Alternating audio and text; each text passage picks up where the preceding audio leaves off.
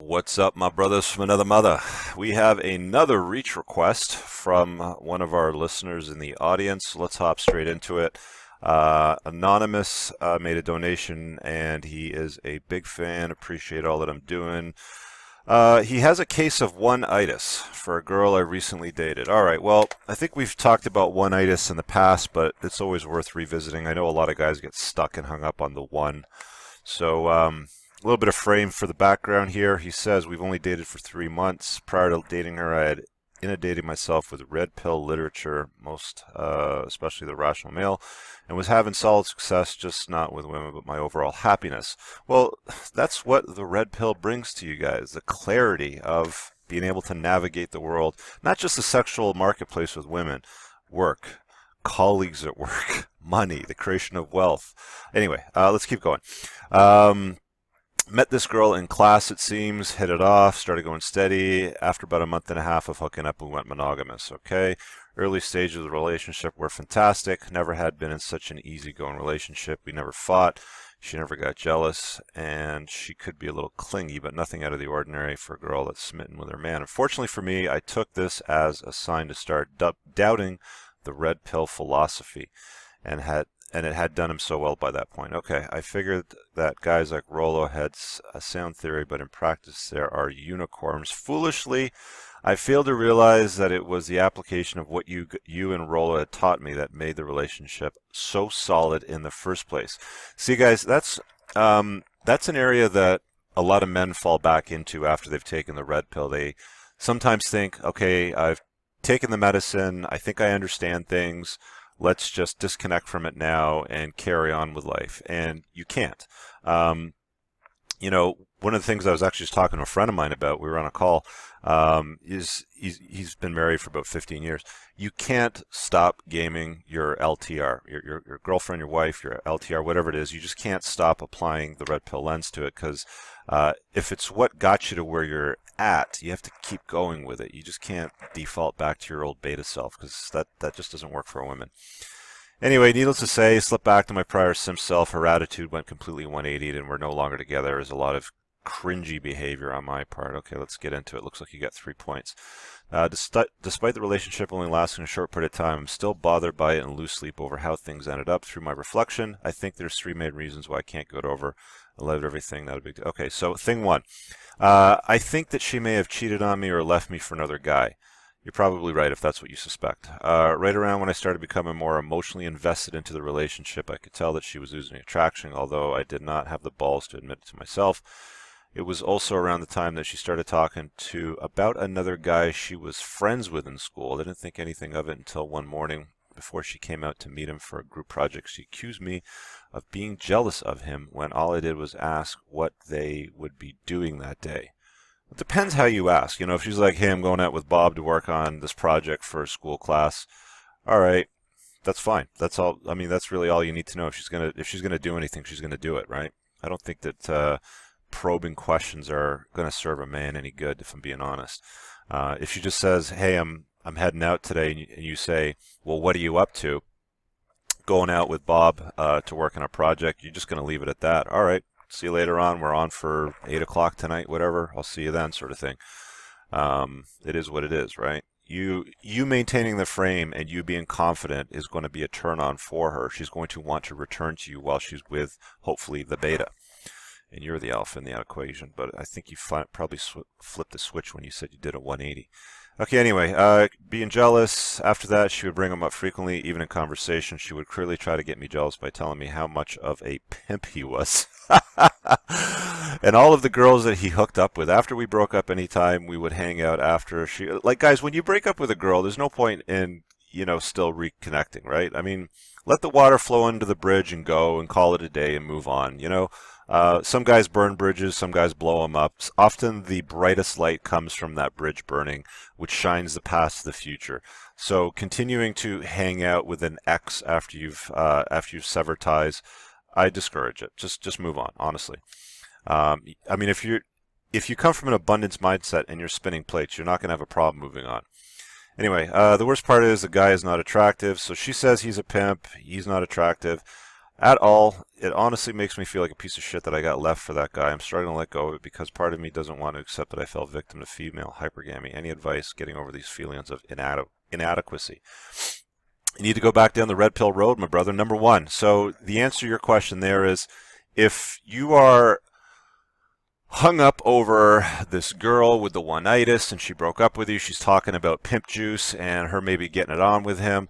Honestly, why do you care? Why are you still connecting with her? Why are you still hanging out? I mean, maybe she's hot. I don't know. Maybe, maybe you guys had the wicked crazy sex. I don't know. But just move on. Spin more plates. Let it go. Exhibiting neediness and jealousy towards other men that are especially unattractive, if you're comparing them correctly in your view, there's some unattractive guys that have good game. You might be an 8 and dude is a 6 sort of thing.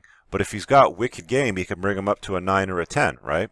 If he's super alpha, can bring him up to a 9 or a 10, even if he's unattractive. So, the optics of what he looks like don't necessarily execute in all areas as far as what she's looking for, which you saw demonstrated quite clearly because she's clearly hanging out with Mr. Pimp Juice right now, right?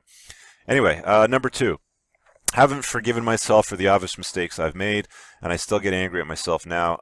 I let her treat me at times, okay?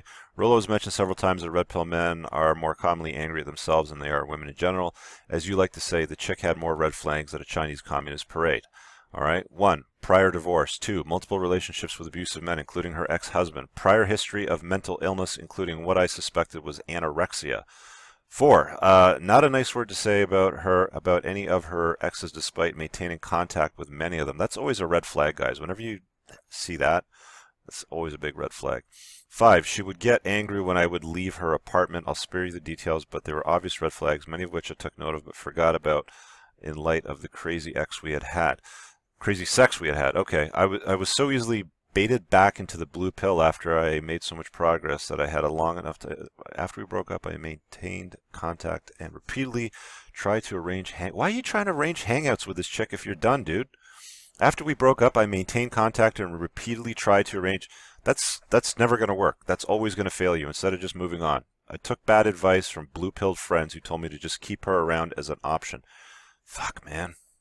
Listen to your intuition. You know what's good for you. Blue pill friends are not. Don't listen to their advice. Take it with a grain of salt. She accused me of cheating with no evidence. I mean, listen. If she's gonna if somebody accuses you of cheating, if your chick accuses you of cheating, it's probably because she's already done it herself, and she's trying to justify her actions to exonerate her somehow by suggesting that you'd already done it. Anyway, no, I didn't start fights after I made comments. She laughed.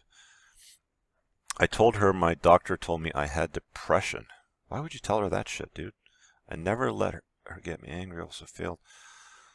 Yeah, any advice? You're not red pilled enough, man. Like this is a very difficult kind of woman. So any advice for forgiving yourself for past mistakes with women and not trying to have stick up for yourself?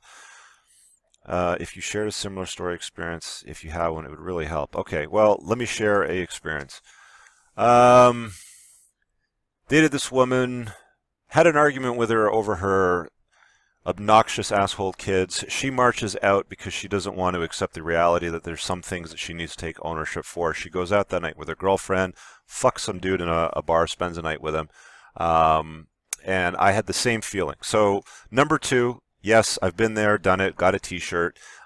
Blue pill conditioning will, make you do all kinds of dumb ass stuff. Like everything that you listed, like a lot of these red flags here, guys, 1 through 5, a lot of the crazy sex comes with crazy in the head, crazy in the bed sort of thing, right? And it's up to you to manage that. You need to decide early on if she is worth an LTR, okay, or if she's a plate to spin or something on a short-term basis.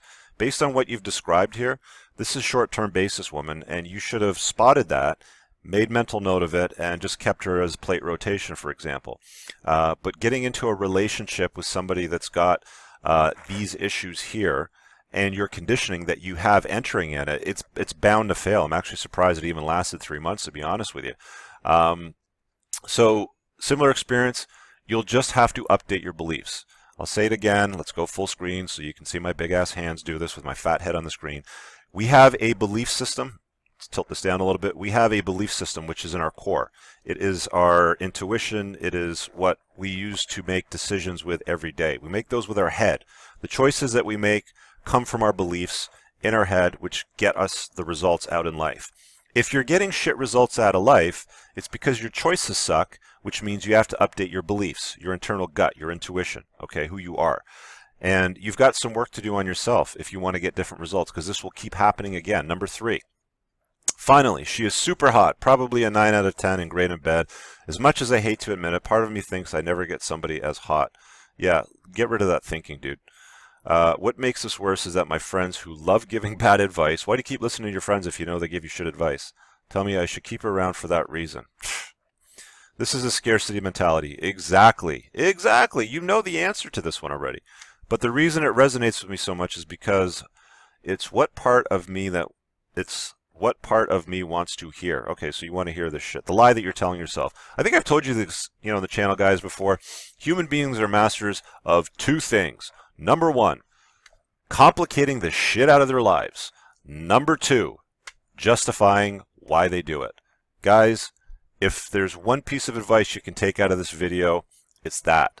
Listen to that little piece right there. Stop complicating the hell out of your life and then justifying why you do it.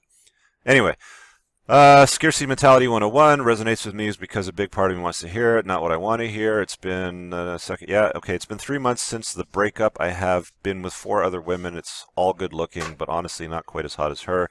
I haven't had the balls to cut her off. You sound really young. I don't know how old you are. You haven't mentioned here. I mean, you said that she was divorced, so I'm imagining school, I don't know, 20s, 30s, in and around there, maybe 30s. Yeah, you're spending a lot of time on the optics of the hotness. I haven't had the balls to cut her off completely because I'm afraid of losing such a hot option. She's not an option, dude. I'm afraid of losing such a hot option for good. She's not an option. Not in the state that you're in. Look, you can't spin this plate. Until you update your beliefs and you become more red pill aware, you don't have the capacity to deal with this type of relationship if you want to keep her in the rotation. You just don't. You need to update your beliefs and do better out there. And the way you're behaving and the way you're approaching this and the lens that you're viewing the interaction with and keeping her in a rotation, it's not going to work until you update yourself. I mean, to deal with somebody like this is going to take some skill because she obviously brings some conditions and problems to the table. If you haven't read Sean T. Smith's Tactical Guide to Women, I encourage you to read it. It'll help you filter from high drama, low virtue women. You don't want to deal with that crap. What you want is low drama and high virtue women if you're gonna spend anything on a long-term basis. This woman that you're describing here is a plate to spin. Short-term basis, that's it. That's really what you're dealing with. And only a true red pill guy would be able to recognize that and deal with the nonsense that's going to come with that, right? Haven't had the balls to cut her off completely. No matter how much red pill stuff I read, I feel like this feeling of dread won't go away. I know this is a long post, but this shit has really been screwing me up. I feel like a little bitch anymore. Okay. It's been a major setback in my development. I can become a really... Okay, so first things first, I'm going to post this one publicly because I think that you'll get some valuable feedback from the community. You're going to get some cold, hard truth bombs and some cold shit people are going to say in the comments. So just take it with a grain of salt and understand there's guys there that have lived through this and understand what it's like. You need to update your beliefs. You are not ready to deal with this kind of crazy. There's a video that we're going to do. I'm recording this now on Friday. We're doing this live broadcast tomorrow on 21 Studios. So this will be live after that broadcast goes. So go to 21 Studios, Anthony Johnson's channel. I think it's Redman Group number 20 and 21. There's probably going to be 2 segments to it on dangerous personalities with women. So borderline personality disorder, so on and so forth. I don't know enough about this woman, and I'm not going to diagnose her, obviously, but she's obviously a bit of a handful. And because of the conditioning that you're approaching it with your lens, you're not in a position to deal with her. Okay, you're not in a position to put her in the right category. You're putting her in long-term relationship category, and 1, she probably isn't long-term relationship type of material based on the sort of stuff that you described. And 2, you don't have the capacity to deal with somebody like this with the beliefs that you're using. So I'm going to wrap up this video, guys. Leave some comments below. You just have to keep working on yourself, man. You have to go back down the rabbit hole, continue to take the red pill medicine, and understand that women have the capacity to behave certain ways. You did not see this one coming because you kind of defaulted back to your blue pill conditioning. Guys do it all the time. We had a conversation on a Red Man Group Live, I don't know, maybe 4 or 5 episodes back about defaulting back to your old conditioning. This is a group of 5 or 6 legendary men that we have on the live broadcast. The question was posed, and every one of them, including the godfather of the red pill, Rollo Tomasi, admitted that you have to check yourself on a regular basis when you try to default back to conditioning or beliefs that do not serve you. It is up to you. It is on you to continue to pursue excellence. Mastery has no finish line. It is a lifelong journey. Hope you enjoyed today's video. Keep working on yourself. Talk to you guys later. Peace.